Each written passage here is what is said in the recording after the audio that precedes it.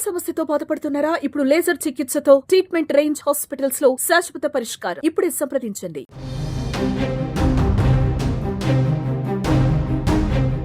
అనేక వివాదాల్లో చిక్కుకుని దేశం విడిచి పారిపోయిన వివాదాస్పద స్వామీజీ నిత్యానంద గురించి ఓ వార్త సంచలనం రేకెత్తిస్తోంది. నిత్యానంద చనిపోయినట్లు వార్తలు వస్తున్నాయి. నిత్యానంద మేనల్లుడు సురందరేశ్వరన్ ఈ సందేశాన్ని మీడియాకు పంపినట్లు సమాచారం. హిందూ ధర్మాన్ని కాపాడుకోవటం కోసం ఆయన తన ప్రాణాలను త్యాగం చేశారని సురందరేశ్వరన్ చెప్పినట్లు తమిళ మీడియాలో వార్తలు వస్తున్నాయి. 2 రోజుల క్రితమే నిత్యానంద చనిపోయినట్లు చెప్తున్నారు.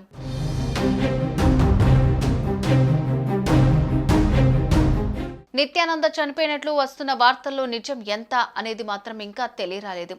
ఆయన చివరిసారిగా మహాశివరాత్రి రోజున ప్రవచనాలు చెప్పిన వీడియో వచ్చింది. కానీ మధ్యలోనే ప్రసంగం ఆగిపోయింది. సాంకేతిక కారణాలతో నిలిచిపోయినట్టు చెప్పారు. కానీ ఆ తర్వాత నిత్యానంద కనిపించలేదు. ప్రస్తుతం నిత్యానంద సోదరి కుమారుడు సురందరేశ్వరన్ పేరుతో ఓ వీడియో చక్కర్లు కొడుతోంది. ఈ వీడియోలో జీవితాంతం హిందూ ధర్మం కోసమే నిత్యానంద పోరాటం చేశారని తెలిపారు. అయితే ఇందులో నిజం ఎంత అనేది మాత్రం ఇంకా తెలియలేదు.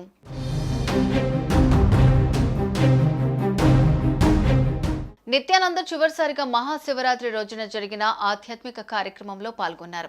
ఈ వీడియో అప్పట్లో వైరల్ అయింది. అయితే సాంకేతిక లోపం కారణంగా ఆ ప్రసంగం మధ్యలో అకస్మాత్తుగా నిలిచిపోయింది. అప్పటి నుంచి ఎలాంటి సత్సంగాలు నిర్వహించలేదు. ఈ క్రమంలో ఆయన చనిపోయాడనే వార్త ఊహాగానాలకు ఆజ్యం పోసింది.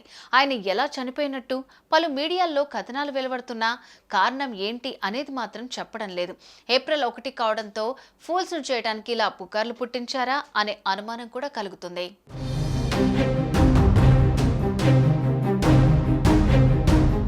సినీ నటి రంజితతో రాసలీలలు సాగించిన వీడియో బయటకు రావడంతో నిత్యానంద వివాదంలో చిక్కుకుని అప్పట్లో వార్తల్లో నిలిచారు.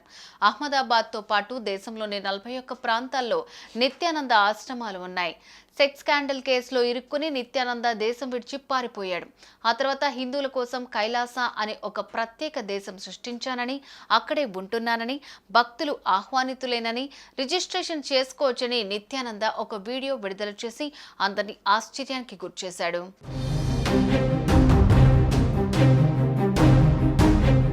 1995లో చెన్నైలోని రామకృష్ణ మఠంలో నిత్యానంద సన్యాసంలో చేరారు. సన్యాసంలో చేరాక ఆయన తన ఆధ్యాత్మిక సభల్లో భక్తులకు బ్రహ్మసూత్రాలు, పతంజలి యోగా సూత్రాలు, భగవద్గీత వంటి వివిధ గ్రంథాలపై ఉపన్యాసాలు ఇచ్చేవారు. ఇక నిత్యానందపై అనేక ఆరోపణలు, వివాదాలు వచ్చాయి. భారతీయ న్యాయస్థానాలలో ఆయనపై అత్యాచారం ఆరోపణలు చాలానే ఉన్నాయి. అవి ప్రస్తుతం విచారణలో ఉన్నాయి. ఈ కేసుల్లో ఆయన చాలాసార్లు కోర్టుకు హాజరయ్యారు. ఇక ఆయన నవంబర్ 2019లో అకస్మాత్తుగా భారత్ నుంచి మాయమయ్యారు. ప్రస్తుతం ఆయన చనిపోయినట్లు వార్తలు వస్తున్నాయి. అయితే దీనిపై ఆయన టీం స్పందించాల్సి ఉంది. కేవలం ఏప్రిల్ 1 కావడంతో ఫూల్స్ ను చేయడానికి ఇలా పుకార్లు సృష్టించారు అంటూ పలువురు అనుమానాలు వ్యక్తం చేస్తున్నారు.